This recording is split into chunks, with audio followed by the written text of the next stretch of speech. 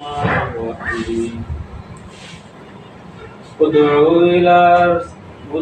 إلى سبيل ربك بالحكمة والموعظة الحسنة وجادلهم بالتي هي أحسن إن ربك هو أعلم بمن ضل عن سبيله وهو أعلم بالمهتدين. وإن عاقبتم فعاقبوا بمثل ما عوقبتم به ولئن صبرتم لهو خير للصابرين. واصبر وما صبرك إلا بالله ولا تحزن عليهم ولا تك في ضيق مما يمكرون إن الله مع الذين اتقوا والذين هم محسنون. সূরা নাহল আয়াত 126 থেকে 129 এর বাংলা অনুবাদ হলো, তুমি প্রজ্ঞা ও সদুপদেশের মাধ্যমে তোমার প্রতিপালক প্রভুর পথের দিকে আহ্বান জানাও, আর তাদের সাথে এমন যুক্তি প্রমাণের মাধ্যমে বিতর্ক করো যা সন্দিগ্ধ। নিশ্চয়ই তোমার প্রতিপালক প্রভুই তাদেরকে সবচেয়ে ভালো জানেন যারা তাঁর পথ থেকে বিচ্যুত হয়ে গেছে, আর তিনি হেদায়েত প্রাপ্তদেরও সবচেয়ে ভালো জানেন। আর তোমরা যদি শাস্তি দাও তবে ততটুকুই শাস্তি দিও যতটুকু অন্যায় তোমাদের উপর করা হয়েছে। তবে তোমরা যদি ধৈর্য ধারণ করো তবে সেটি অবশ্যই ধৈর্যশীলদের জন্য উত্তম। আর তুমি ধৈর্য ধারণ করো, আর তোমার ধৈর্য ধারণ কেবল আল্লাহরই জন্য। অধিকন্তু তুমি তাদের জন্য দুঃখ ভারাক্রান্ত হইও না এবং তাদের ষড়যন্ত্রে মুশরিক করো না। নিশ্চয়ই আল্লাহ তাদের সাথে আছেন যারা তাকে অবলম্বন করে এবং যারা সৎকর্ম করে।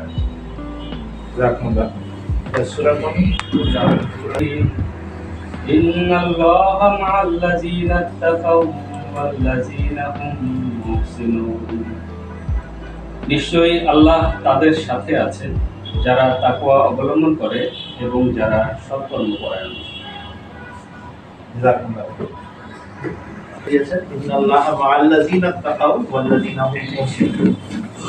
আল্লাহ কেমন তাদের সঙ্গ দেন যারা তার তাকওয়া অবলম্বন করে এবং যারা নিজেদের নেকির মাঝে সৌন্দর্য সৃষ্টি করে। মুহসিনুন, যারা নিজেদের নেকির মাঝে সুন্দর বলে শত্রুতা করে। আল্লাহ যদি আমাদেরকে মুসলমানের খাতায় না লিখেন তাহলে আমাদের এই জীবন ব্যর্থ। এই জন্য সবচেয়ে বেশি প্রয়োজন আল্লাহর খাতায় নিজেকে মুসলমান সাব্যস্ত করা, তাকওয়াশীল সাব্যস্ত করা। এই কারণে আমার খুব ভালো লেগেছে যে মহাদা সাহেব আজকে যে আয়াতগুলো তেলাওয়াত করেছেন তার মধ্যে আসল জিস্ট লাস্টের বাক্যে আছে যে আমাদের সমস্ত কর্মকাণ্ডের উদ্দেশ্য যেন আল্লাহর সন্তুষ্টি লাভ এবং তাকওয়া অবলম্বন হয়, তাহলে আমাদের সবকিছু সার্থক এবং সফল। আজকে আমরা একত্র হয়েছি জনাব আহমদ তাফসীর চৌধুরী সাহেবকে বিদায় জানানোর জন্য আনুষ্ঠানিকভাবে দোয়ার মাধ্যমে। বিদায়ের পালা অনেকভাবে চলতে থাকবে, বেশ কয়েকদিন ধরে চলছে এবং বেশ কয়েকদিন ধরে চলতেও থাকবে ইনশাআল্লাহ। তো সেই হিসাবে আজকের অনুষ্ঠানটা বিশেষ গুরুত্বপূর্ণ, কেননা ন্যাশনাল মজলিসে আমিলার সদস্যরা আমরা একত্র হয়েছি এবং কিছু মেহমানদেরকে বিশেষভাবে প্রতিনিধি হিসেবে ডেকেছি যেন এই মুহূর্তগুলো তারাও উপভোগ করেন, দোয়াতে শামিল হন।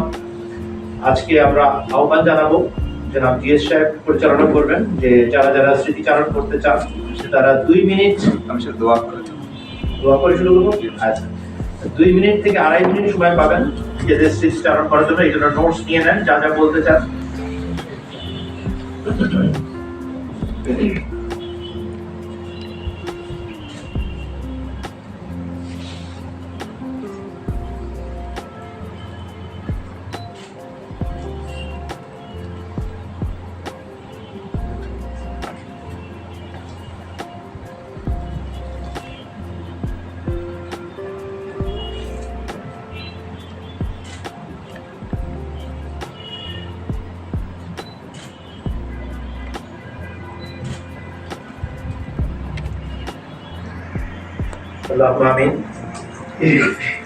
কিন্তু আমাদের সময় সীমাবদ্ধতার কারণে আমাদের একটু সংক্ষেপে বলতে হবে। তো যারা যারা করবেন দয়া করে আপনাদের শুরু করলে আমরা এই প্রোগ্রামকে এগিয়ে নিয়ে যেতে পারি। আমি আগে নাম লিখে নিতে পারেন, আমি সে আমি তো অ্যাকচুয়ালি আমি যখন এখান থেকে যাই তখন আমার দায়িত্ব অ্যাজ এ সেক্রেটারি তৌফিক ছিলাম একটু, আমি তৌফিক চৌধুরী সাহেবকে দায়িত্ব দিয়ে আমি লন্ডনে যাই। এর মধ্যে এখানে যারা আছে অনেকেই আমাদের মধ্যে সামনে ছিল, কর্মীত দেখা যাচ্ছে এখানে স্মৃতিচারণ তো অনেক কিছু করা যায়, কিন্তু এত সময় অল্প সময়ের মধ্যে অনেক কিছু বলা সম্ভব না।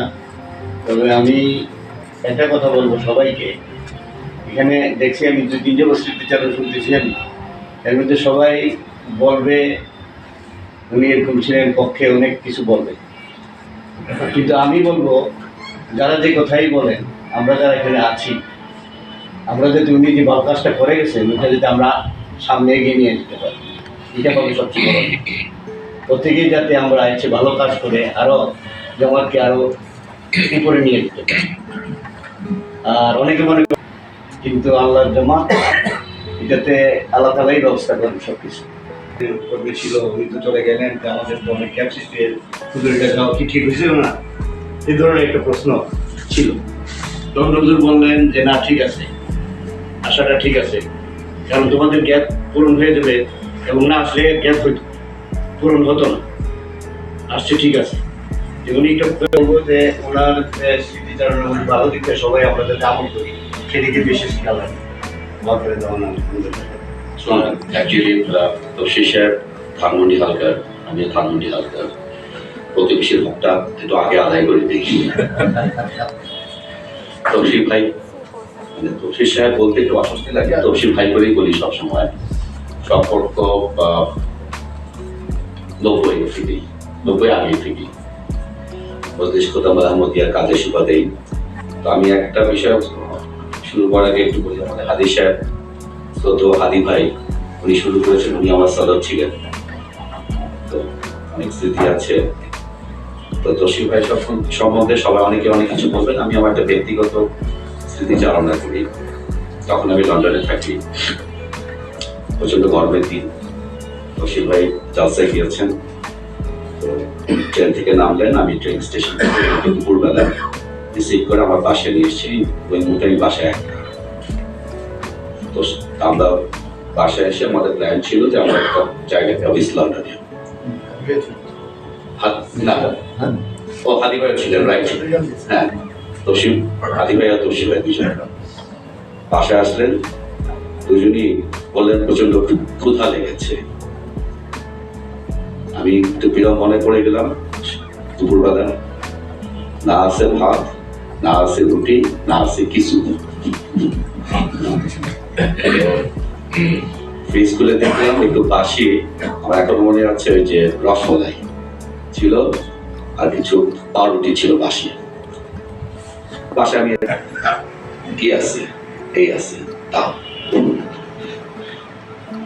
একটু ফ্রিজে মাইক্রোওয়েভে রসমলাইটি একটু গরম করলাম, আর পাউরুটি টোস্টার একটু সেঁকে দিলাম। আলহামদুলিল্লাহ চাটা খেয়ে বলে চলো এবার বের হই। ঠিক আছে। তো জিনিসটা হয়তো খুবই ছোট্ট, কিন্তু মানে এই যে সম্পর্কটা, আমিও বিনা সংকোচে ওনাকে অফার করলাম যা আছে তাই, উইদাউট এনি হেজিটেশন। তো সবাই বললেন যা আছে তাই নাও, তৃপ্তি সহকারে খেলেন। কি খাবারটা ছিল সেটা মুখ্য না, কিন্তু এই যে আন্তরিকতা, এবং এই আন্তরিকতাটা তো বলে আল্লাহ ফজলে জামাতি সম্পর্ক থেকে এটা ব্যক্তিগত সম্পর্কে চলে গিয়েছে, পারিবারিক সম্পর্কে চলে গিয়েছে। তো শিল্পের মেয়ে আমার সাথে পারিবারিক একটা সম্পর্ক, ছেলেরা তো চলে গেছে, ভাইয়ের বৌমা। এই যে মানে এই যে সম্পর্কে একটা গভীরতা, অথচ কোনো রক্তের সম্পর্ক নেই। তো জামাত এক্সপান্ড করছে আল্লাহর রহমতে। হাদি ভাই আছেন লন্ডনে গেলে, খুবই ইনফর্মাল। আমার মনে আছে ইসলাম এই যখন মসজিদটা ছিল ইয়াতে,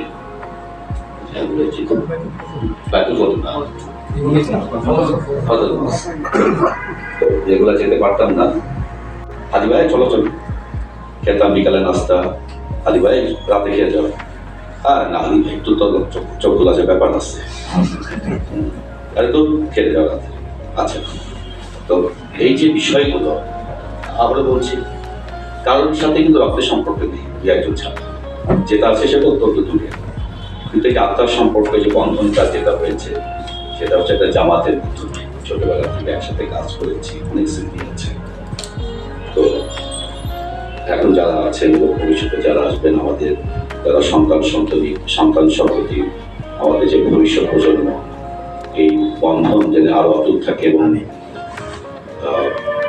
এটা 2003 সালে যখন উনি মজলিসে সদর খানা আনসারুল্লাহ, তখন থেকে আমি আমেলার মেম্বার হিসেবে এখন পর্যন্ত আছি। ওনার সাথে অনেক কাজ করেছি বিভিন্ন ক্ষেত্রে। তো আমি ওনার কাছে কাজ করতে গিয়ে অনেক সময় ওনার সাথে আমি রাগারাগি করি, সবার সাথেই করে। রাগারাগি করে জীবন দূষণ করি। এখন আমার সাথে বেশি করে বসে। কিন্তু উনি রাগ হয় নাই, বুঝলেন, উনি রাগ হয় নাই। আমি ওই একদিন রাগ করে চলে গেছিলাম বাসায়, উনি ওর সাথে সাথে আমার সাথে গেছে রাগ ভাগের লেগে। তো যাই হোক, এটা কাজের জন্য, যে কাজের জন্য দ্বিমত করছি উনি শুনছেন, পরে এটা হয়েছে, ভালো হয়েছে আমাদের। এটা ওনার সাথে আমার ভীষণ আন্তরিকতা আছে, সেই কারণে এটা হয়েছে। আর ওনার তো প্রশংসা করা তো শেষ নাই, শেষ করা যাবে না। এখন তো ওনার আরেকটা বিষয় ওনার সাথে আমি বলি, যেটা খুব অভিযোগ আর কি। ওনাকে আমি বারবার বলছি যে আপনার বাবার বইগুলি হারিয়ে যাচ্ছে, এখন থাকবে না। হ্যাঁ, আপনি মরে গেলে কেউ জানবেও না তো কিছু ছিল, তো কিছু হিসাবে কি অবদান ছিল, বইগুলির একটা রচনাগুলি হিসাবে বলে করে যাচ্ছে, এটা উনি করেন না। এবং কয়েকদিন আগে আমি ওনার রিকোয়েস্ট করছি সেটা উনি যেন করেন, এটা ওনার কাছে আচার থাকে। এই বলে শেষ করছি। যুদ্ধের সময় ওরা মাইগ্রেট হয়ে বরিশাল থেকে মানুষ নিয়ে গেছে। তখন আমরা আলফা ছিলাম, খোরদাম ছিলেন, আনটিল 2008 পর্যন্ত ওরা ঢাকায় অবধি এই সম্পর্ক ছিল। হ্যাঁ, ওনার অফ, কারণ আমরা কখনো মালয়েশিয়া ছিলাম, আবার কখনো বরিশালে। তো তসলিম ভাইকে ব্যক্তিগতভাবে আমি খুবই স্বল্প ভাষী, বিধবা সেতুতে যা বোঝায় সেবাই পেয়েছি, এবং সবসময় আমাদেরকে এনকারেজ যে আমাদের কাজের জন্য। বেশি কথা বলে তো মানিসিংয়ে থাকাকালীন সময়টা যেহেতু জামাতকে বোঝা, আত্মস্থ করা, বিশ্বাস করা, এটা আসলে আমার মানিসিংকে বলেছে। কারণ আমাদের যে নানা ভাই ছিল, হ্যাঁ, বলছে মানে কেউ ছিল না প্লে করার জন্য। তো এই জন্য থ্যাংকস, এই অনুষ্ঠানের মাধ্যমে তাকে আমরা ধন্যবাদ জানাতে চাই। কারণ হচ্ছে যে আমার বিদেশ থেকে ফিরে আসা বাংলাদেশে, আমি তখন ভাবলাম না আমি আমার জামাতের সাথে সম্পৃক্ত। এই যে সম্পৃক্ত হওয়ার ক্ষেত্রেও প্রথমে অনেক গুরুত্বপূর্ণ ভূমিকা পালন করছে। কারণ আমি 1991 আমি বাংলাদেশ ত্যাগ। আমার ত্যাগটা ছিল এই বক্সিবাজার থেকে। আমি তখন ইউনিভার্সিটি শেষ করেছি এই বক্সিবাজার থেকে। তো সেই সূত্রে, সেই অর্থে প্রতিনিয়তে তসলিম ভাইয়ের সাথে সম্পর্কটা চলমান ছিল, কারণ যখনই আসছি দেখা হয়েছে। তো ডেফিনেটলি তার সেই আর্লি ডেজে আমাদেরকে যে গ্রুমিং করেছে, আমাদেরকে সাপোর্ট দিয়েছে, এনকারেজ করেছে, এই জন্য আমি কৃতজ্ঞতা সহ তার অবদানকে আজকে আমি অ্যাকনলেজ করতেছি। এটা হলো 1 নম্বর। 2 নম্বর হলো যে আমরা এই রুমে যারা আছি, আমার মনে সবাই আমরা এই কিছুর আগেই জন্মগ্রহণ করেছি, মানে তো আমাদের বরিশাল, পটুয়াখালী, ময়মনসিংহ এবং রাজশাহী। তো কোথাতে বা গুরানির দিক থেকে আমরা মুসলিম, কারণ 3টা খলিফাতে বয়াত করা এটা সৌভাগ্য না, বিশাল ব্যাপার। তেমন সব খলিফারে একটা বিশেষ ভূমিকা রেখেছে আমাদের জীবন এবং আমার মনে হয় সে অনেকের জীবনে একটা ইন্সপিরেশন ছিল। তার বক্তৃতা, তার চিন্তা ভাবনা, তার গ্লোবাল বিভিন্ন জায়গায় তার যে ইন্টারভেনশন, এবং আহমদিয়াতকে আফ্রিকাতে প্রচার করা, প্রতিষ্ঠা করা, এই যে রাবের এই যে বিশ্বব্যাপী আহমদিয়াত প্রচার এবং হিউম্যানিটেরিয়ান কাজের জন্য তার যে মানে আমি বলবো যে এটা মানে এটা এক্সাম্পল বা অন্য কারোর সাথে এটা পুনরাবৃত্তি। এই ফার্স্ট প্রোগ্রামটা আমরা এনজয় করতেছিলাম, দেখতেছিলাম কোথায় কি হচ্ছে, গ্লোবালি কোথায় কি হচ্ছে। তখন আমার যেটা আশ্বাস লাগছে সত্যি কথা বলতে, সেটা হলো যে বাংলাদেশ একটা রোল মডেল। আপনি সেটা সাস্টেনেবল ডেভেলপমেন্টের কথা বলেন, ইকোনমিক ডেভেলপমেন্ট, বাংলাদেশের কথা রোল আমরা বলি, তখন মানুষ সেটা আগ্রহ করে শুনে। কিন্তু আশ্বাসের বিষয় যে আমরা বাংলাদেশকে ওখানে ভালো করে প্রতিনিধিত্ব করতে পারি। তাই আজকের এই অনুষ্ঠানের মাধ্যমে যেহেতু তফসিল ভাই এক ব্যাপক অবদান রেখেছে আমাদের গ্লোবালি, আমরা হিউম্যানিটি ফার্স্টকে ওই বিশ্বকর্মায় নিয়ে যেতে পারি। এবং আমাদের অবজেক্টিভ থাকা উচিত নেক্সট ইন্টারন্যাশনাল সেমিনার হলে উইল বি দেয়ার, আমাদের মডেল শুড বি ডিসকাস। কারণ এত অ্যাডভান্স বাংলাদেশে এই মডেলগুলো প্র্যাকটিস হয়েছে, এখন যদি আমরা তফসিল ভাইয়ের সঙ্গে আমি যেহেতু জামাতের কোনো আমেলা তখন কর্মকাণ্ডে জড়িত নাই, তবুও আমি সুপ্রিম কোর্টে আইনটা সে দেখা করতে হবে, মানে ফরওয়ার্ড মিনিস্টার অথবা এমপি যারা আইনজীবী, আমি অনেকে অ্যাপয়েন্টমেন্ট করে দিতাম, অনেকে নিয়েও গেছি কয়েকজনের কাছে। সর্বশেষ আমরা ব্যারিস্টার জমিউদ্দিন সরকার স্যারের চেম্বারে গেছিলাম, 1 ঘন্টার পর আমরা মিটিং করছি ওনার সঙ্গে, অনেক আলোচনা। তাহলে একটা কথা বলি আর কি, ব্যারিস্টার জমিউদ্দিন সরকার সাহেব ওনার জুনিয়রকে যে সম্প্রতি বিচার করতে গেছেন হাইকোর্টে, ওনাকে বলতেছে শোনো আমাদের খুব ভালো মানুষ, তারা তাহাজ্জুদ নামাজ পড়েন, নিজে মুখে বলতেছে এরা খুব ভালো মানুষ, তার ছিলেন তাহাজ্জুদ নামাজ পড়েন। মানে এটা আমি শুনে আমার এত ইয়ে লাগলো, নিজে বলতেছে আর কি। দেখ, আর তফসিল ভাইয়ের আহমদনগরের যে জলসাগুলো হয়েছে, এটা আমার জন্য একটা বিরাট চ্যালেঞ্জ মতো মনে করছে। এটা আমাদের স্বীকারই করতে হবে ইনশাআল্লাহ। পরবর্তীতে আল্লাহ জামান দিয়ে বলছেন গ্যাপ থাকবে না, গ্যাপ পূরণ হবে। এর পরবর্তীতে যারা আসবেন তাকেও আমি সহযোগিতা করার জন্য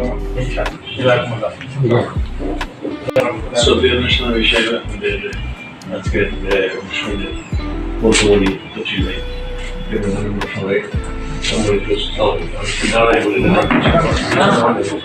কিভাবে চাও না না, এটা আর সেখানে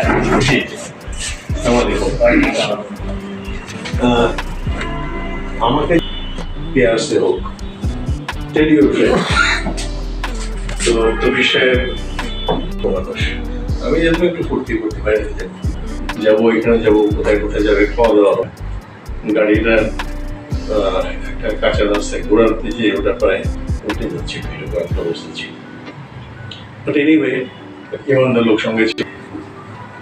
ওনার সম্পর্কে বলবো আমি একটা কথা, যে দোষগুলি বলছিলাম, ভদ্র বিনয়ী, অত্যন্ত সাধারণ একজন মানুষ, অত্যন্ত কর্মঠ, is a very capable person. যে আমাদের অনেক বিপদ আপদে উনি এত সুন্দরভাবে হ্যান্ডেল করছেন যে এটা অন্য কেউ হলে হয়তো আরো বিপদ হতো। He is undoubtedly very capable person. উনি আমাদের ছেড়ে যাবেন, অনেক খারাপ লাগবে, দুঃখ লাগবে, কিন্তু নিশ্চয়ই কোনো বিশেষ কারণে উনি যাচ্ছেন। আমরা সবাই দোয়া করি আল্লাহ তাআলা ওনার মঙ্গল করুন, আল্লাহ তাআলা ভালো করুন, আমাদের জন্য দোয়া করবেন, আমরা দোয়া করব। ওনার কোনো ভুল নেই।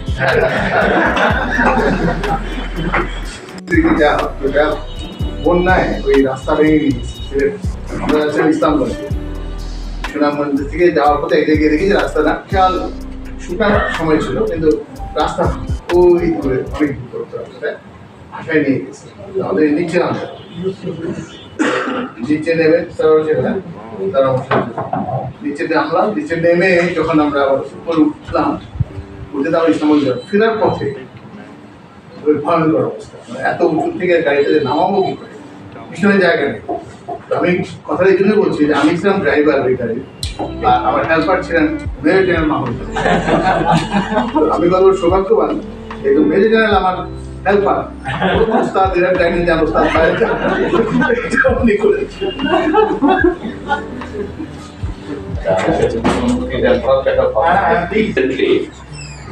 মানে গত 1 বছরের মধ্যে একটা বিষয়, আমার একজন ব্যক্তিগত ঘনিষ্ঠ বন্ধু, লয়ার, অ্যাডভোকেট, ব্যারিস্টার ছিলেন, ওনার প্রফেশনে অত্যন্ত সফল, এবং বন্ধু আমার সাথে প্রীতি সম্পর্ক, কলেজ ইউনিভার্সিটিতে একসাথে করেছি। আমাকে বলছে যে তফসিল সাহেব such a decent gentleman, মানে he spoke so high of তফসিল ভাই। আর আমার এই বন্ধুর সম্বন্ধে জানি সমাজে কারো সম্বন্ধে খুব একটা প্রশংসা করে না। হ্যাঁ পলিটিশিয়ান, বাট ও হচ্ছে ডিসেন্ট পলিটিশিয়ান। মানে পলিটিশিয়ান বলতে এখন যে জিনিসটা বোঝায় ওই ঘরানার পলিটিশিয়ান, একটা ডিসেন্ট কমিটেড পলিটিশিয়ান। এই স্পোক সো হাই অফ তৌফিক ভাই। আমি নিজে থেকে কিছু বলিনি, খালি বললাম। তারপর যখন বলার পর আমি একটু ব্যাকগ্রাউন্ডটা বললাম, তৌফিক ভাই বললো যে হ্যাঁ মিলে যাচ্ছে তোর বর্ণনার সাথে। তো জেনারেল মাহমুদুজ্জামান সাহেব যেটা বললেন, এটা তৌফিক ভাইয়ের দোষের যে লিস্টের মধ্যে এটা আরেকটা দোষ। রাস্তাতে গেলে মানে মানুষ পটানোর একটা ক্ষমতা আছে, সহজ একটা ওটা লিঙ্কটা আমার ভাই খুব ভালো কিছু করে। তো আমার যেটুকু মনে আছে 73 or 74 তারও একটা জলসার মধ্যে তৌফিক সাহেব একটা লেকচার দিয়েছিলেন ওনার হজ নিয়ে, যে সবাই খুব ভালো বলে আর হজে কি হয় সেটা আমার এত ভালো লাগছিল। ওকে, তখন তো তৌফিক সাহেব হয়ে গেছিল আমার নানা, যেহেতু আমার নানার বন্ধু। বাট আমার বিয়ে করার পরে উনি হয়ে গেলেন চাচা। আর দেখলাম তফসিলের সাথে অনেক কিছুই আমার বউ, আমার ওয়াইফ ওনার ছোটো বোনের সাথে খুব ভালো, খুবই ক্লোজ এবং একসাথে সবসময় পাশাপাশি বাড়ি ছিল। আমার শ্বশুর আর তফিক সাহেব খুব ভালো কথাবার্তা বলতে। তো তখন অনেক কিছু জানলাম, অনেক চিঠিপত্র দেখি ওরা তফিক সাহেব তফসিল অনেক চিত্রপত্র পেয়ে বোনকে দিত, বোন আর দুজন মিলে পড়ে। এটা এখন আর বললাম না কে কে লিখতে, সেটাও বললাম না। তো তারপরে তো দেখলাম যে ভালো সম্পর্ক ছিল। আমার নয়টালা বাসায় গেছেন বা অনেক এখানে বাসায় গিয়েছেন। পরে ইদানিংকালে কিছু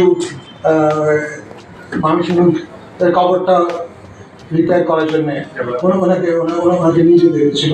এবং একই জিনিস যে উনি আমাকে এক জায়গায় খাওয়াছিলাম, যেটা কোনো যেতাম না, নামটা উঠে গেছিলাম সব কিছু বলতে। ওই কোথায় নিয়ে গেলেন আমাদের খাওয়াতে, যে জুম্মা পড়লাম, ইয়ে করলাম, ওদের জন্য মানুষ এগুলি খালি নিজেও পারেন না, নিজে খাওয়াতেও ভালোবাসে আর অন্য জায়গায়।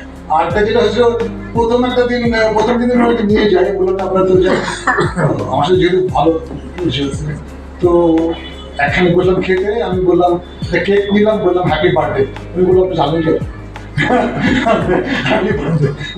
এটা হলো থ্যাংকস, ভেরি নাইস। কোনো আর খারাপ কথা বলার মামুদের মধ্যে খারাপ কথা বলতে পারলাম না। Thank you. কিন্তু দেখলাম তো ওনার অনেক দোষের কথা বলা হয়েছে, একটা দোষ কেউ বলছেন না। আমার মনে এটা বলা উচিত।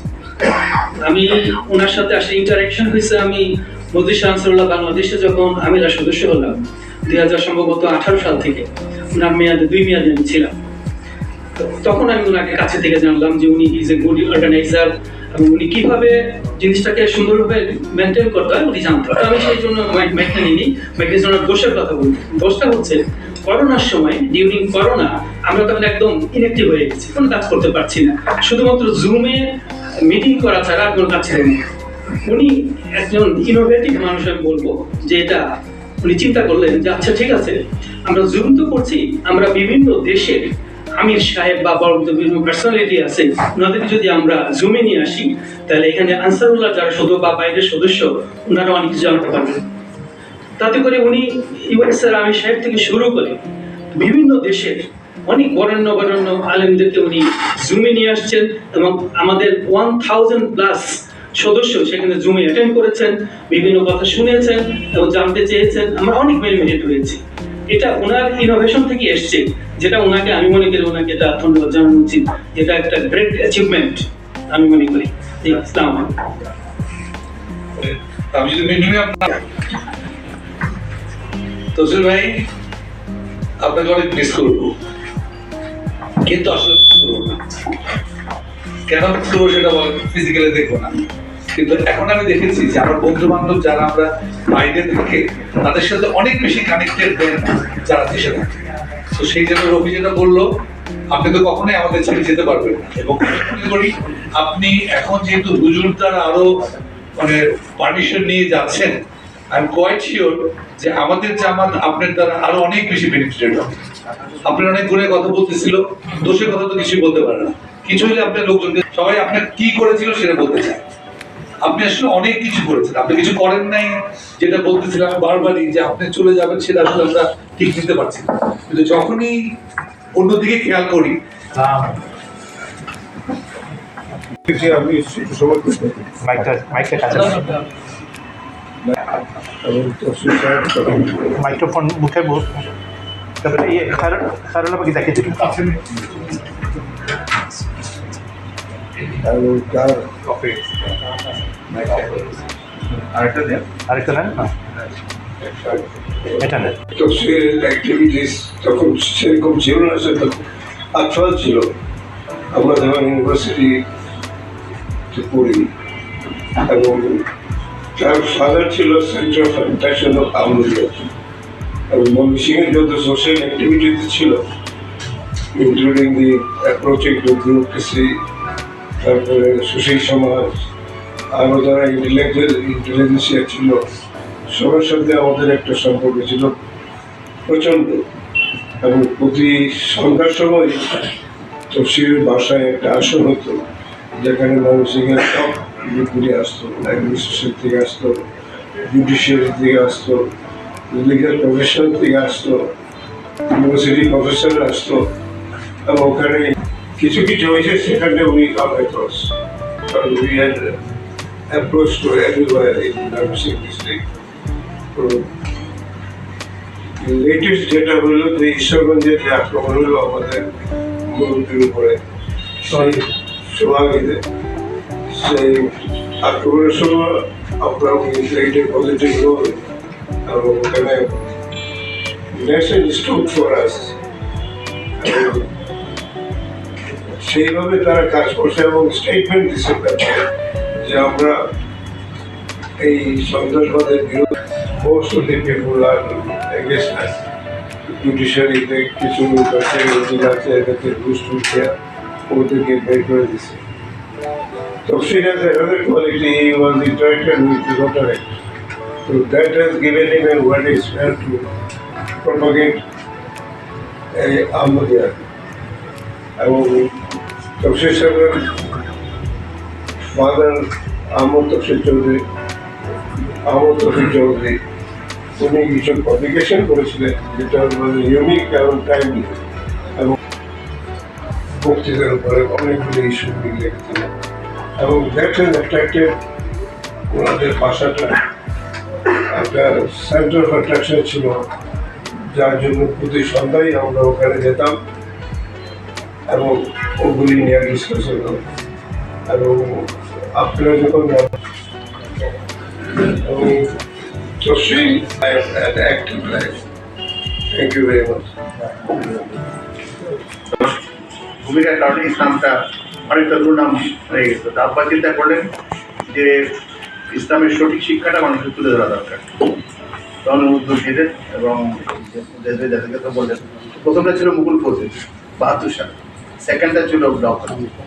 তো মুকুল ফৌজ মিলনাতে মুকুল এবং উদ্দেশ্য এটাই ছিল যে ইসলামের শিক্ষাটা তুলে দিয়েছে। পাকিস্তান আমি যা করেছে, মোল্লারা যা করে, এটা ইসলাম নয়, রসুলের ইসলাম হচ্ছে এটা। এই উদ্দেশ্যটা সার্বজনীন ছিল, সব ধরনের প্রতিনিধিদেরকে নিয়ে ৭২ সালে প্রথম করা হয়েছিল। এবং আমার সৌভাগ্য হয়েছিল যে রিক্সায় করে মাইক সাথে বড় নুরু ভাইকে, নুরুল হোসেন সাহেবকে সাথে নিয়ে আমি সারা শহরে মাইক করেছি।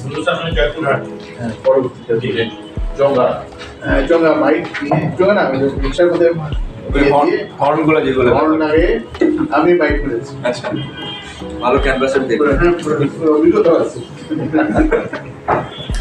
কিছু বলতে বলে দেখা গেল যে আমি সব নিজেই আমার সম্পর্কে আপনাদের কাছে আসলে আমি কোনো বক্তৃতা দিতে জানি না, কখনোই কোনো অনুষ্ঠানে বক্তৃতা দেইনি। তবে এটা আমি ঠিক এখন বলতে পারবো না। তবে সদর হওয়ার পর থেকেই, যদিও আনসারুল্লাহ মজলিসে আমি এলাকা হয়েছিলাম না, কিন্তু বাংলাদেশ জামাতে মজলিসে আমি এলাকা অনেক দিন যাবত আছে। বলতে গেলে শুরু থেকেই তো প্রায় প্রত্যেক দিন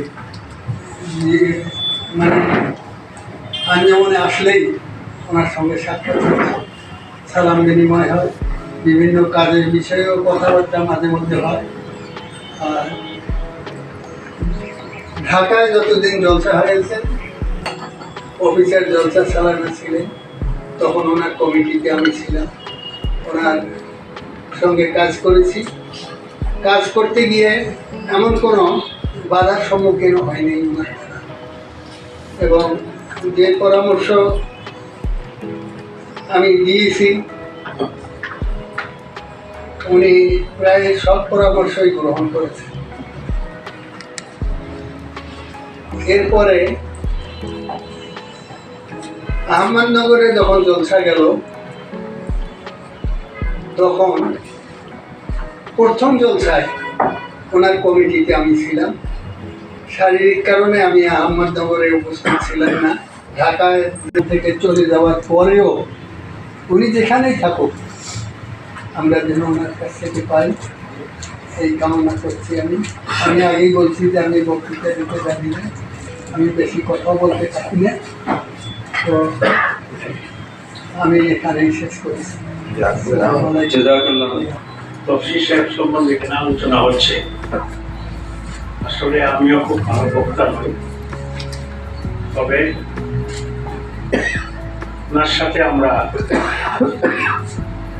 আমি ঢাকা আসছি চিটাগাং থেকে 89 সালে। 99 সাল থেকে আমরা মোটামুটি কুতুবুল আহমদিয়ার কাজ, 93-তে আমি আনসার হইলাম, আব্দুল হাদি সাহেব আনসার, আমরা আনসার হইলাম, উদ্যম ছিল। তার কিছুদিন পরে আনসারুল্লাহ যখন বিভিন্ন সময়ে আমরা ওনার সাথে কাজ করছি, কিন্তু আনসারুল্লাহ সদর যে কয়বার ছিলেন বলবো সেটা হলো, উনি যতবারই সদর ছিলেন বা যে পোস্টে যখন থাকতেন, ওনার অধীনস্থদের প্রতি উনি খুব খেয়াল রাখতেন। এটার ওনার একটা বড়, তাদের সুখ সুবিধা পরামর্শ এরকম দিতেন যে আমি বলতে বাধ্য হচ্ছি যে আনসারুল্লাহর টিম, যারা আমেলার মেম্বার, তারা আনসারুল্লাহর মিটিং, কোনো অনুষ্ঠান, কোনো ডিসিশন খুব ভালোভাবে সারা দিতে। ইভেন আমরা অনেক আলোচনা করি যে আনসারুল্লাহর মিটিং দেখেন ওরা আসছে, আমাদের মিটিং অনেকেই আসে, জামাতের মিটিংয়ে, আনসারুল্লাহর মিটিংয়ে মেম্বার, কর্মকর্তা, এটার চেয়ে ওটাকে ওনারা বেশি আগ্রহ দেখাচ্ছে, এই ধরনের একটা ব্যাপার ছিল। এটার কারণ ছিল এই যে উনি ওনার অধীনস্থদের প্রতি খুব খেয়াল রাখতেন। আর একটা, উনি অনেক এমন নয় এরকম কিছু, যেমন সাহেব বর্ণনা করছেন, তা আমাকে বলতে হয় গুণের মধ্যে শ্রেষ্ঠ গুণ আমি বলবো, কখনো উনি কারো প্রতি খুব বড় ধরনের রাগ করে কথা বলেন, এটা আমি দেখি কখনো না। অনেক ধরনের আক্রান্ত বিভিন্নভাবে মিটিংয়ের মধ্যে উনি এত বেশি, অনেক মিটিংয়ে আমরা নিজেরাও খুব অনুভব করছি যে সে এই ছেলেটা কি ব্যবহার করতেছে সদরের সাথে, কিন্তু ওনাকে আমরা দেখি নাই যে ওর প্রতি ওইরকম মনোভাব পোষণ। এইটা ওনার একটা, এই যে ধৈর্য শক্তি, এটা শিক্ষণীয়, আমার কাছে এটা খুবই অনুপ্রেরণা দিয়ে যাচ্ছে।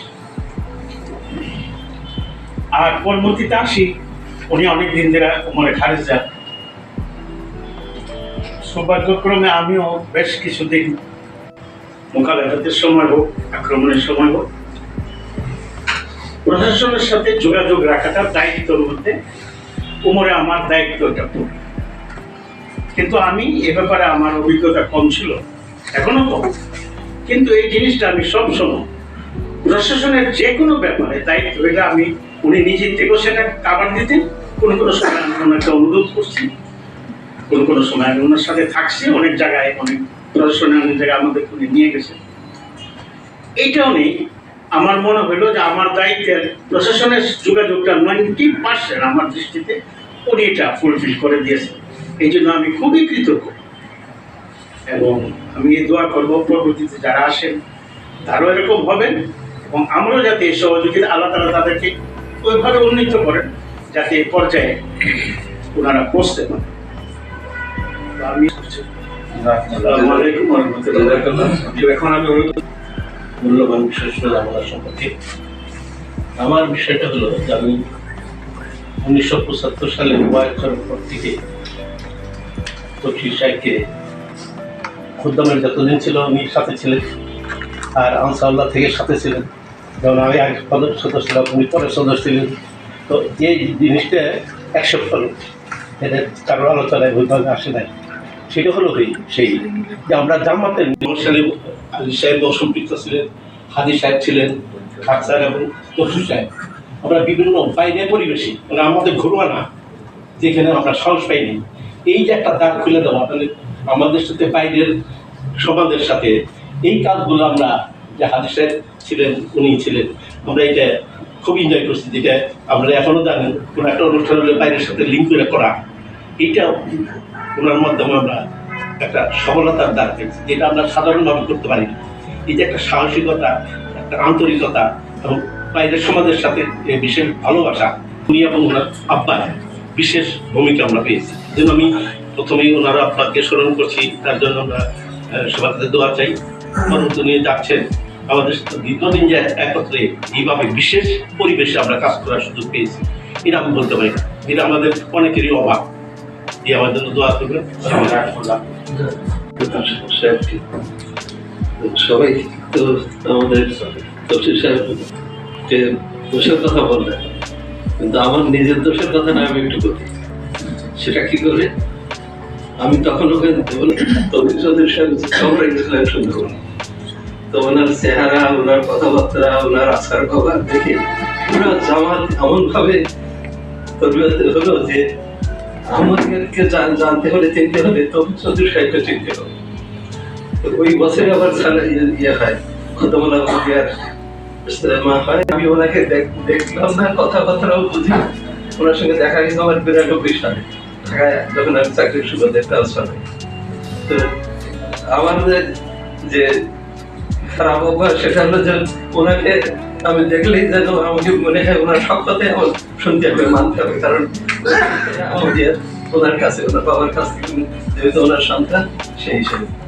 তো সেই কারণে আর আমি যখন আসলাম 92 সালে ঢাকায় আসার পরে ওনার সঙ্গে প্রথমে তো স্বাভাবিকভাবে যে উনি ব্যাংকে চাকরি করেন, আমিও ব্যাংকে চাকরি করি। আর আমাকে ঢাকার ফাইন্যান্স সেক্রেটারি হিসাবে তখন মরহুম শাহাবুদ্দিন সাহেব ঢাকা জমাতের সমস্ত রেজাল্টগুলো 5-6টা বড় রেজাল্ট, এটা অক্টোবরে ছিল। আমি কয়েক মাস মাত্র দায়িত্ব নিয়েছি, এই সময় পুরো পিছনে গোল করে করতেন। সেই সময় থেকে উনি বাংলাদেশ সবচেয়ে পরিচিত ফেমাস ব্যক্তি। সেই ছোট আফল যারা এখন উনি মাসাল্লাহ এখন আফল হয়ে তোমাদের কাজ করতেছেন। ওনার সঙ্গে আমার শুভপরিস্থিতিও আছে, মানে আবার একটুখানি কষ্ট পরিস্থিতিও আছে। শুভপরিস্থিতিটা হইলেই যে আমি যখন ছিলাম, উনি গেছিলেন, ওনার সঙ্গে খোঁজ করছেন, 2 দিন সময় দিয়েছেন, আমরা দিতে পারছি। এটা হলো আমার একটা শুভ পরিস্থিতি আর কি। এবং উনি নিজের ঘরের, মানে নিজের আপন ভাইয়ের মতোই ট্রিট করছেন, যেখানে যাওয়া যেখানে আসা, সেটাই আর কি শুভ পরিস্থিতি আর কি। জি, আরেকটা শুভ পরিস্থিতি হইলেই এই যে কিছুদিন আগে তেবারিয়া গন্ডগোল হইতেছিল, আর খুব টেনশন ছিল।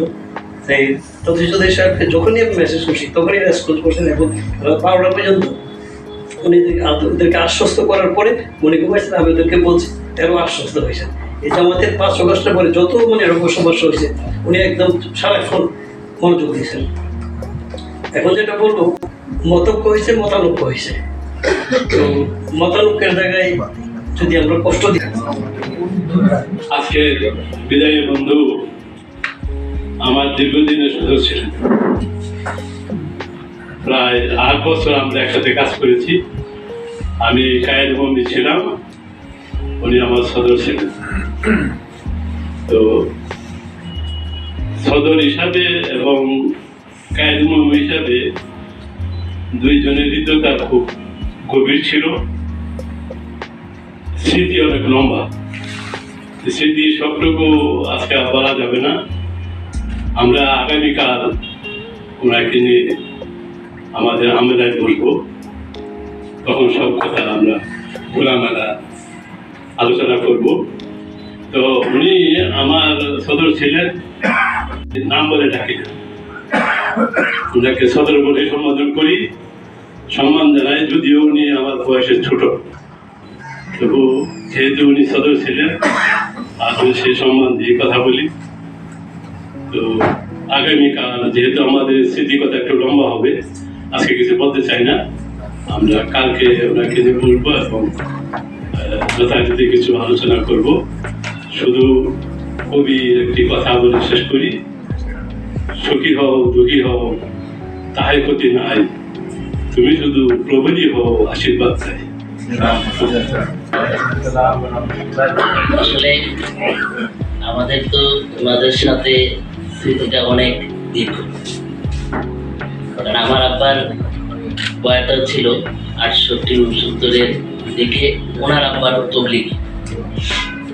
আর আমরা ছোটবেলা থেকেই ওনার আব্বার কথাটাই বাড়িতে সবচেয়ে বেশি শুনতাম। এই হিসাবে ওনাকে আমরা দেখি নাই তখন, ঢাকাতে আসছি 93 সালে প্রথম, এরপরে ওনার সাথে দেখা ওনার আব্বার সাথে। তো ওনাকে এর আগে আমরা যাই, অর্থাৎ অন্য ধর্মের প্রতি যে একটা আকর্ষণ করি, কিন্তু আমাদের তখন থেকে ওনার আব্বার বই বক্তৃতা এগুলা শোনার থেকে, ঢাকাতে আসার আগ থেকেই ছিল। ছোটবেলা থেকেই হিন্দু ধর্মের অনেকগুলো শ্লোক আমাদের মুখস্থ ছিল, মানে এটা ক্লাস 8-9 থেকেই মুখস্থ ছিল। তো আর এটা ওনার আব্বার বইগুলো পড়ে পড়ে আর ওনার বক্তৃতা তারপর শোনার পরে আরও আকর্ষণ বাড়ছে। তো ওনার সাথে পরিচয় এমনিতে আমাদের অনেক স্মৃতি, জামাতিত কাজকর্ম বা এখানে অবস্থান করার কারণে এটা তো বলার সুযোগও নাই, কিন্তু উনি চলে যাচ্ছেন, ওনাকে আমাদের অভিভাবক হিসেবে পাইছি। উনি আমাদেরকে নিজের নাতি বা সন্তানের মতো আদর করেন। ওইটা আমরা ওনার অবর্তমানে ওনার ছেলের কাছ থেকে, তফসি সাহেবের কাছ থেকে আমরা সবসময় পাইছি। আমাদের প্রতি ওনারও একটা অন্যরকম টান ছিল, আমাদেরও ছিল। তো এই টান থেকেই আজকে এখানে এই যে আমার কষ্ট হচ্ছে, কারণ অনেক কিছু আছে বিদায় অনেক সময় দিতে হয়, মানে নিতে হয় বাহ্যিকভাবে, কিন্তু হৃদয় কিন্তু মানে না, হৃদয়কে অনেক দূর করে মানাইতে হয়, হৃদয় কষ্ট পায়।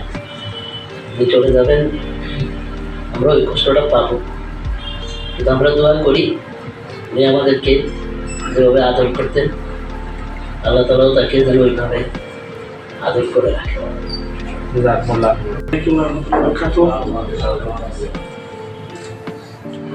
আজকে আমাদের জন্য একটা খুব কষ্টের বলা যায়, যার সাথে আমরা দীর্ঘদিন থেকে কাজ করার সৌভাগ্য পেয়েছি। খাক স্যারের বেশ কয়েক বছর ধরে ওনার সাথে একান্তে বিভিন্ন ধরনের কাজে সম্পৃক্ত হয়েছে। আমার কাছে আমার ব্যক্তিগতভাবে বেশ কষ্ট লাগছে, কিন্তু আমরা মনে করি যে উনি যেখানেই পাবো বিভিন্ন ধরনের আমরা সহযোগিতা ইনশাআল্লাহ আমরা পাবো, সব দিক থেকে আমরা ওনার সাপোর্ট আমরা পাবো, এটা আমরা আশা করি। আর আমার কাছে সবচেয়ে বেশি ওনার যে বিষয়টি আমার সবচেয়ে বেশি ভালো লাগে, যেটা হচ্ছে যে আমি যখনই ওনাকে কোনো বিষয় আমাদের একটা প্রেস রিলিজ তৈরি করতে হবে বা উনি আমাকে বলে দিলেন, আমি তৈরি করে ওনাকে পাঠালাম, সেটা উনি রাত 2টা বাজুক বা 3টা বাজুক, সাথে সাথে উনি দেখে আমাকে রিপ্লাই দিয়েছেন এবং সব ঠিকঠাক করে দিয়েছেন যে ঠিক কীভাবে করতে হবে। মানে সেটা পরের দিনের জন্য উনি রাখেন নাই যে না আগামীকালকে, আজকে রাত হয়ে গেছে আজকে না আগামীকালকে না, কিন্তু তিনি সেই সময় সাথে সাথে তিনি সেটা করেছেন। এবং আমরা ওনার মাধ্যমে আল্লাহর ফজলে বাংলাদেশের বিভিন্ন গণমাধ্যমে আহমদিয়া মুসলিম জামাতের যে বিভিন্ন সংবাদ প্রচার আমরা খুব সুন্দরভাবে করেছি। ওনার ব্যক্তিগতভাবে বেশ কয়েকটি সংবাদ মাধ্যমের সাথে বেশ ভালো সম্পর্ক রয়েছে, যার ফলে দেখা গেছে যে আমাদের জলসার সংবাদগুলো সাধারণত পত্রিকার সম্পাদক সাহেবরা বা অন্যান্যরা দিতে চান না, কিন্তু ওনার ব্যক্তিগত সম্পর্কের কারণে আল্লাহর ফজলে জিনিসগুলো সহজ হয়েছে। বিভিন্ন বিষয়ে যেটি গণমাধ্যমে প্রকাশ হয়েছে দেশ বিদেশের। আমি ওনার সর্বাঙ্গীন মঙ্গল কামনা করি এবং আমি এগুলি শেষ করছি। তিনি যেন আমাদের জন্য দোয়া করেন, আমরা ওনার জন্য সবসময় আমাদের অন্তরস্থলে ওনার সবসময় থাকবে ওনার জন্য দোয়া, এবং আমরা আশা করি যে ওনার সান্নিধ্য আমরা সবসময় থাকবো এবং সেই সুযোগ তিনি আমাদেরকে যদি দেন দেন আমরা ধন্য হব।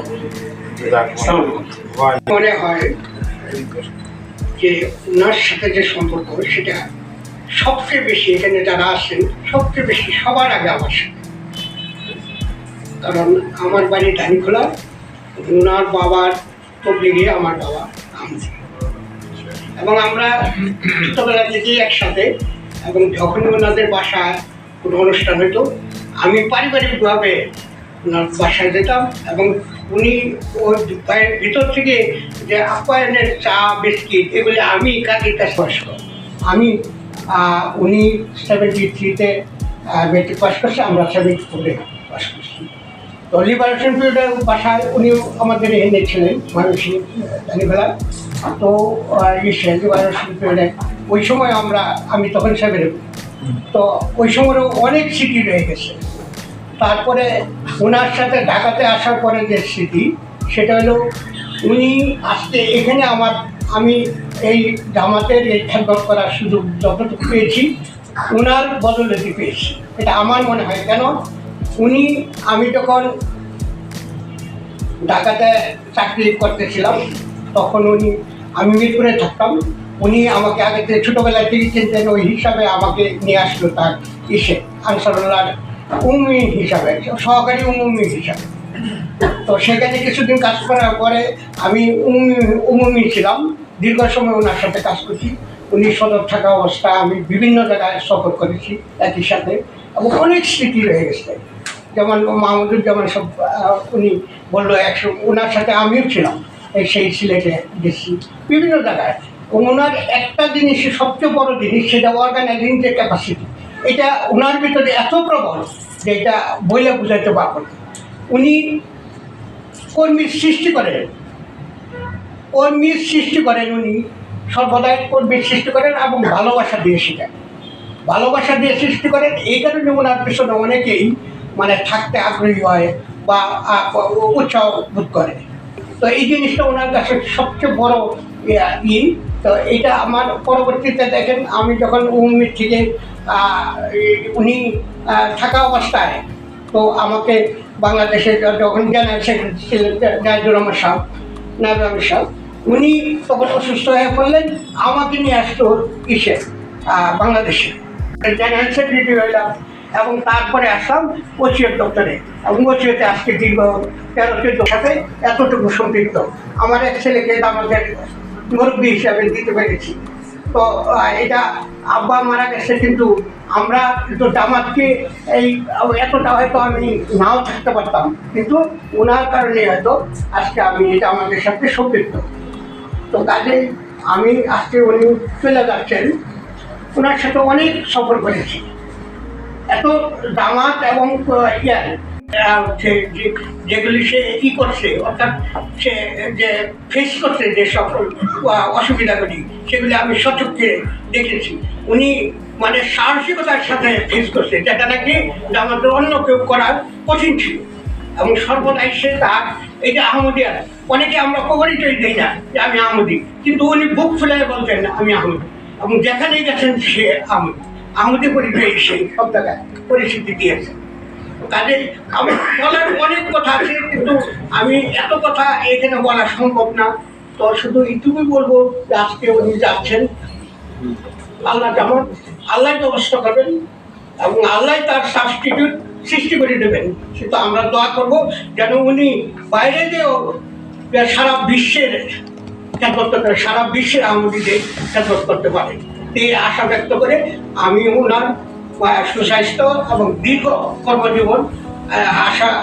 কর্মজীবন যেন সে চালাই যেতে পারে, এই দোয়া দেখে আমি আমার বক্তব্য শেষ মতো আমরা সংক্ষিপ্ত করে ফেলি আজকের জন্য। যারা আজকে কথা বলতে পারবেন ইনশাআল্লাহ, সাদেক সাহেব আপনার পক্ষ থেকে আমি দাওয়াত দিয়ে দিলাম, যাদের অব্যক্ত বক্তব্য রয়ে গেল। হ্যাঁ, আচ্ছা জি, হ্যাঁ সাদেক সাহেব আপনি কিছু বলতে চান? জি প্লিজ, সাদেক সাহেব খুদামুল আহমদিয়ার নতুন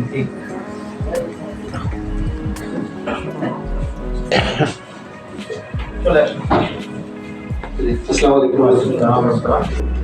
যে ইন্নাল্লাহা জামিলুন ইউহিব্বুল জামাল, আল্লাহ তালা সুন্দর এবং তিনি সৌন্দর্যকে পছন্দ করেন। তো ওনার উপস্থিতিতে মানে অনেকটা স্বস্তি লাগতো, প্রাউড ফিল হতো। তো এই বিষয়টা খুব মিস করবো জালসাতে। আমার চোখগুলো ওনার ফেসটা আই ক্যাচিং অ্যাপিয়ারেন্সটা খুঁজবে আর কি। তো একটা জিনিস শিখেছি ওনার কাছ থেকে। তো আমি একটা বিষয় ওনার কাছ থেকে কিছু পরামর্শ নিই। তো আমি দেখলাম যে পরামর্শ শব্দটা একটু হালকা হয়ে যায়। আমি ওনাকে বললাম যে আপনি আমাকে কিছু একটু দিক নির্দেশনা দেন। আরও অনেক বিষয় আছে, আমি যদিও কাছে আসতে পারি না, কিন্তু দূর থেকে ওনাকে ফলো করার চেষ্টা করেছি। তো দোয়া করবেন, আমি নতুন দায়িত্ব পেয়েছি, আমাদের হুজুর দায়িত্ব দিয়েছেন, আমার কাজ যেন সহজ হয়। আপনার জন্য দোয়া থাকলো। আল্লাহ তালা আপনাকে সুস্বাস্থ্যের সাথে দীর্ঘায়ু দান করুন, দীর্ঘ কর্মজীবন দান করুন। শ্রদ্ধেয় ন্যাশনাল সাহেব এবং উপস্থিত সম্মানিত সদস্যবৃন্দ, আসসালামু আলাইকুম ওয়া রাহমাতুল্লাহি ওয়া বারাকাতুহু। আমি প্রথম বিষয়টা নিয়ে ভাবছিলাম যে এবার আমাকে বসিয়ে রেখে বিভিন্ন জন কথা বলবে, এটা আমার জন্য খুবই এম্বারেসিং। এবং আমি তার পরশুদিন আমি সঙ্গে বলছিলাম যে তুই একটা কথা বলে দোয়া করে ছেড়ে দিন, একটা কথা আমি সঙ্গে বলছিলাম। তো আজকে যে কথাগুলো শুনলাম, একদিক দিয়ে আমার ভালো লেগেছে এই জন্য এটার কয়েকটা দিক আছে। একটা দিক হলো সর্বপ্রথম আমি আমার মরহুম আব্বার স্মৃতিটা উল্লেখ করেছি। তো আমি মনে করি যে সন্তান হিসেবে কিছু ঋণ আমি এখানে শোধ করতে পেরেছি, যে আজকে আমার প্রসঙ্গে এসে আব্বার প্রসঙ্গে এসেছে এবং নিশ্চিত আপনারা সবাই তার জন্য দোয়া করবেন যখনই এই কথাগুলো আসছে। দ্বিতীয় বিষয় যেটা আসছে যে যদি আমি কিছু ভালো কাজ করে থাকি, সেই ভালো কাজগুলো যেন অন্যের জন্য অনুকরণীয় হয়, কারণ আলটিমেটলি জামাতের সেবা। আমি জন্ম নিয়েছি, আমি সেদিনও একটা স্থানীয় ভাষায় বলছিলাম, আমি জন্ম নিয়েছি আহমদ পরিবেশে। জন্মের পর থেকে আমার জন্মের 2 মাস আগে আব্বা আম্মা আহমদিয়াত গ্রহণ করেন এবং এরপর থেকে আমি আহমদিয়াতের পরিবেশ আমি বাসায় দেখেছি এবং পারস্পরিক সহযোগিতা, আব্বা এবং আম্মার যে সহযোগিতা করে, আব্বা এগিয়ে গেছেন, আম্মা পিছন থেকে সাপোর্ট। আমার সাপোর্টটা ছিল নীরব, সবাই চোখে দেখেন, যারা জানে যে তারা আমাদের বলে যে জিনিসটা আব্বা আমাকে ছোটবেলায় শিখিয়েছিলেন, এটা হচ্ছিল সালির যে কথা, ক্ষেত্রে দিন কো ফজলে রাহি যান उसके बदले में ताले नाम ना, যে ধর্মের সেবাকে আল্লাহ মুখাপেক্ষী হবে না বা আকাঙ্ক্ষী হবে না। আল্লাহ তাআলা এটা আমার পিতা মাতা আমার মধ্যে দিয়েছিলেন এবং আমি চেষ্টা করেছি এটাকে মাথায় রেখে যাই আপনারা যাই সেটা আমাদের সেবা করছি। তো এটাই আমার মূল কথা, এটার মধ্যেই আমি থাকার চেষ্টা করেছি। আমার দোয়া আপনাদের কাছে, আমার দোয়ার আবেদন, আমি সেবাটা যেন জমাতে যেখানেই থাকি না কেন আমি যেন জমাতের সেবা করে যেতে পারি, এটাই আমার আপনাদের সবার কাছে আমার বিনীত আবেদন থাকবে। কাজ করতে গিয়ে ভুল ত্রুটি হয়, অবশ্যই হয়েছে, আমরা অনেক হয়েছে। শহীদ বাবু সাহেব বললেন যে আমি নাকি ব্যবহার করিনি, কথা ঠিক না, আমিও চিল্লাচিল্লি করেছি, কম বেশি কিছুটা হয়েছে, অনেকের সাথে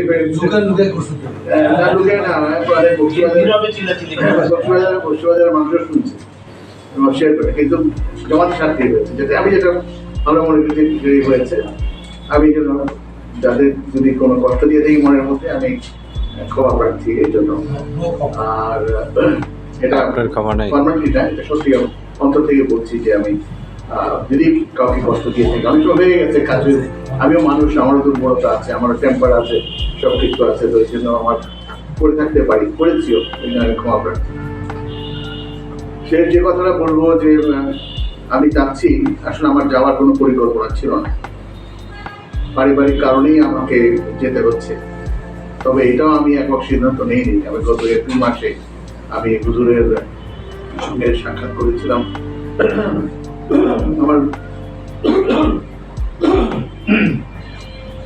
আমি আমার মেয়ে সহ গত এপ্রিল মাসে হুজুরের সঙ্গে মুলাকাত করি এবং সেখানে আমি হুজুরকে বলি যে হুজুর আমার এই অবস্থা, পারিবারিক অবস্থা, আমি এখন কি করবো? হুজুর বলে তোমার মেয়ে যদি চলে যায় তুমিও চলে যাও। তো তখন আমি বলে যে হুজুর আমি যে এখানে বাংলাদেশে আমার উপর যে দায়িত্ব কমপ্লিট করতে পারি না, কথা আমাদের মধ্যে হুজুর ওটা চিন্তা করো না, তুমি ইন্টারন্যাশনাল লেভেলে কাজ করো, বাংলাদেশের জন্য ইন্টারন্যাশনাল লেভেলে কাজ করো। এই কথাটা হুজুরের মুখ থেকে বেরিয়েছে। এই জন্যই আমি আশাবাদী এবং আমি ভরসা রাখি আল্লাহর উপর যে হুজুরের কথা ইনশাআল্লাহ এর মধ্যে বর্তমান আছে। সেই কারণেই কিন্তু আমি বাকিটা সাহসী হয়েছি। এর আগে কিন্তু আমি এটা নিয়ে আমি তো দোটানার মধ্যে ছিলাম যে ঠিক আছে আমার ছেলেরা আছে, মেয়েকেও দিয়ে চলে আসবো এখানে।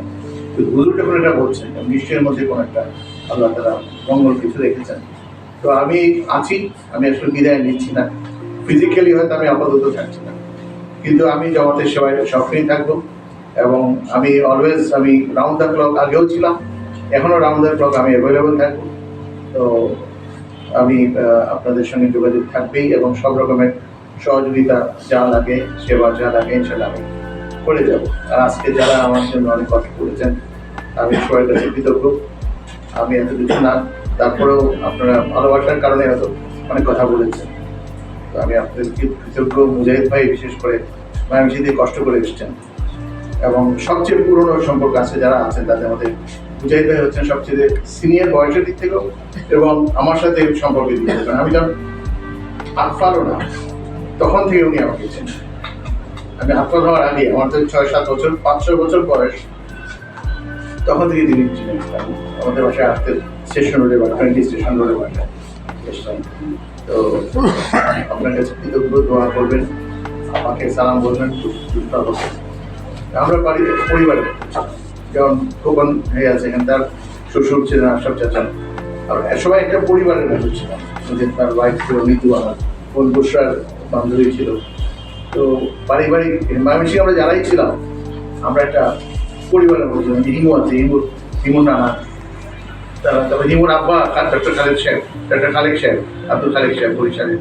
আমি সৌভাগ্যবান 3জন সিনিয়র মুরব্বী, বয়সের দিক দিয়ে মুরব্বী আমাকে খুবই সহযোগিতা করেছেন। একজন ডক্টর আব্দুল খালেক সাহেব, উনি বরিশাল অঞ্চলের আনসারুল্লাহ রিজিনাল নাজিম আলা, আমি যখন সদর হলাম উনি সেখানে কাজ করেছেন। মাস্টার আব্দুল গফুর মাস্টার সাহেব পুতুলির সন্তোষপুরে, ওনাকেও পেয়েছি, এবং প্রিন্সিপাল রাজিউদ্দিন সাহেব। এবং এরা 3জনই আমার আব্বার সঙ্গে, আব্বা যখন খুদ্দাম আহমদিয়ার ইয়ে ছিলেন, রিজিনাল গায়ে ছিলেন সমগ্র পূর্ব পাকিস্তানে, তখনও বিশেষ করে রাজিউদ্দিন সাহেব এবং আব্দুল গফুর মাস্টার সাহেব, এই 2জন আব্বার সহকর্মী, উনি বলেছেন আব্দুল গফুর মাস্টার সাহেব খুব স্নেহ করতেন আমাকে, আবার সম্মানও করতেন সদর হিসেবে। এই সমস্ত লোকদেরকে পেয়েছি এবং আরও অনেকেই আছেন যাদের কথা বললে সময় অনেক চলে যাবে। সিনিয়রের করেছি, কাজের অনেক স্মৃতি আছে, অনেক কিছু আছে, জলসা তো আছেই। জলসা তো একটা জলসা হয়েছে বিশেষ আহমদনগরে, এবং মনে হয় আমার জীবনের শক্তি অর্ধেক শেষ হয়ে যেত। এত মানসিক চাপ আমার উপরে আসছে, আল্লাহ তাআলা বলে আমি কোনো ইয়ে করি নাই, দিন নাই রাত নেই কাজ করে গেছে আল্লাহ তাআলা, এবং আল্লাহ কেমনি যে চালিয়ে দিয়েছে আমি নিজেও যাই না। তো আলহামদুলিল্লাহ ওই সময়টা হয়তো তখন আমার কাছে একটু কখনো কখনো মনে হয়েছে যে আর বোধহয় পারি না, এই বোধহয় ভেঙে পড়বো, কিন্তু আল্লাহ তাআলা আমি খাবার এই জন্যই আমার বলা, আপনাদের কাছে শুকরিয়া জানাই এবং আমার জন্য আমার সন্তানদের জন্য দোয়া করবেন যেন আমার পিতামাতা যে সিলসিলা এটাতে এই ধারাটা যেন অব্যাহত থাকবে, আরো ভালোভাবে যেন যায়। কারণ আমাদের সমস্ত কিছু ব্যর্থ হয়ে যাবে যদি সন্তানরা সঠিক পথে না থাকে। এই জন্য তাদের জন্য বিশেষ দোয়ার আবেদন জানাই এবং সর্বোপরি আমার জন্য দোয়ার আবেদন জানাচ্ছি, যেন এখানে যাচ্ছি নিউ চ্যালেঞ্জ আমার জন্য, এই বয়সে গিয়ে একটা বড় গাছ উপরে ফেলে দিয়ে গিয়ে গাছ লাগানো, সেটাকে দিয়ে তোলা অনেক কঠিন।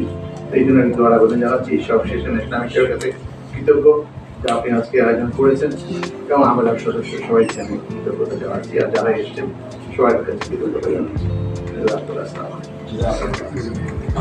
আমি সাহেবের স্মৃতির কথা শুনে নিয়েছি। আমার তো এখন কথা লম্বা করার সুযোগ নাই, একটা দুটা।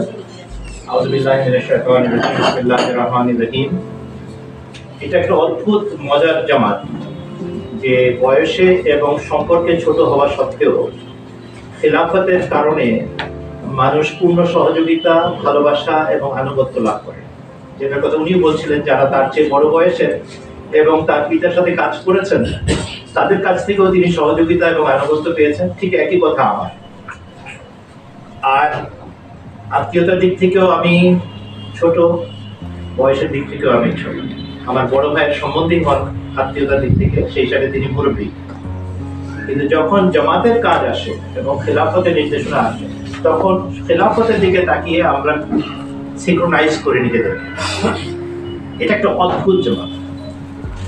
উনি অনেক ভাবে প্রকাশ করার চেষ্টা করেছেন, অনেক কিছু অব্যক্ত রয়ে গেছে।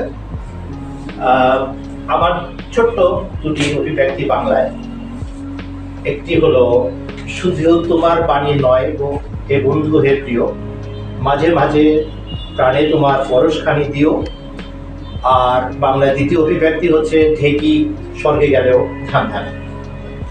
অতএব এই দুটো বাক্যের মধ্যে আপনি আমাদের পক্ষ থেকে যে অনুরোধ সেটা পেয়ে গেছেন।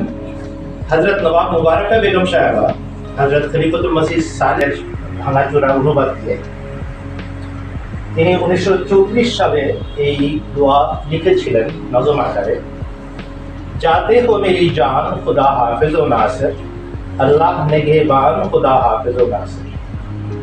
হে আমার প্রিয়, হে আমার আদরের ধন, তুমি বিদায় নিচ্ছ, আল্লাহ তোমার অভিভাবক হন, তিনি তোমার প্রহরী ও সহযোগী হন। এই দোয়াই পড়ি। हर काम पे हमरा रहे नुसरत बारी, हर लम्हा ও हर आन खुदा हाफिज ও নাসির। চলার পথে পদে পদে খোদা তাআলার সাহায্য হোক তোমার নিত্য সঙ্গী। প্রতিটি মুহূর্তে প্রতিটি ক্ষণে আল্লাহ তোমার রক্ষক ও সহযোগী হন, এই আমার কামনা। वाली बनो अंसारे उलूमे दो जहां के, ए यूसुफ किनान खुदा हाफिज ও নাসির। ইহলৌকিক ও পারলৌকিক নানাবিধ জ্ঞান রাজ্যে তুমি রাজত্ব করো। হে রূপ সৌন্দর্যের রাজপুত্র, আল্লাহ সদা সর্বত্র তোমার প্রহরী ও সহযোগী হন, এই দোয়াই রইল। हर इल्म से हासिल करो इरफान इलाही, बढ़ता रहे ईमान खुदा हाफिज ও নাসির। জ্ঞানের প্রতিটি শাখা থেকে তুমি আল্লাহর পরিচয় লাভ করো, তোমার ঈমান প্রতিনিয়ত বৃদ্ধি পাক, এই মিনতিই করি। पहरा हो फरिश्तों का करीब आने ना पाए, डरता रहे शैतान खुदा हाफिज ও নাসির। যেন সাহস না পায়, খোদা সদা সর্বত্র তোমার সুরক্ষা করুন, তোমার সাহায্য করুন। हर बहर के गव्वास बनो लेक बहीशा, भीगे नहीं दामान खुदा हाफिज ও নাসির। জ্ঞান সমুদ্রের প্রতিটিকে তুমি প্রতিটিতে তুমি ডুব দাও। জ্ঞান সমুদ্রের প্রতিটিতে তুমি ডুব দাও, তবে এক শর্তে, জাগতিক মোহ আকর্ষণ যেন তোমাকে কখনো স্পর্শ না করে। এখানে একটা ছোট দোয়া আছে কোরআন শরীফের, লেখা আছে বিসমিল্লাহির রহমানির রহিম। জনাব আহমদ তফসির চৌধুরী সাহেবের বিদায় উপলক্ষে দোয়া।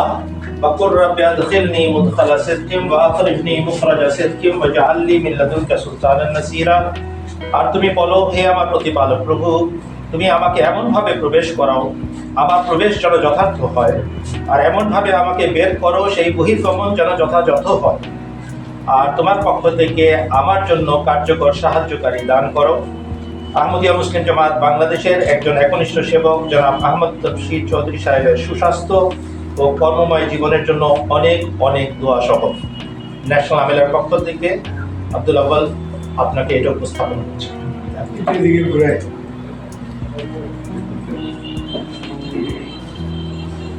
দোয়া সহ আমাদেরকে আপনি দোয়াতে স্মরণ রাখবেন এবং যোগাযোগ রাখবেন।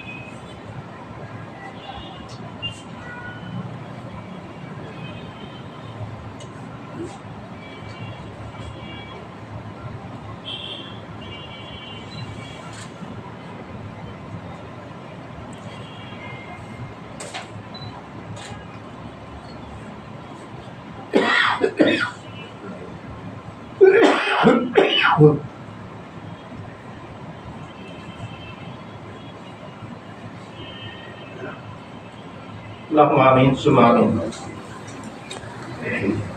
আমি নীরবে দোয়া করি, কেননা হুজুর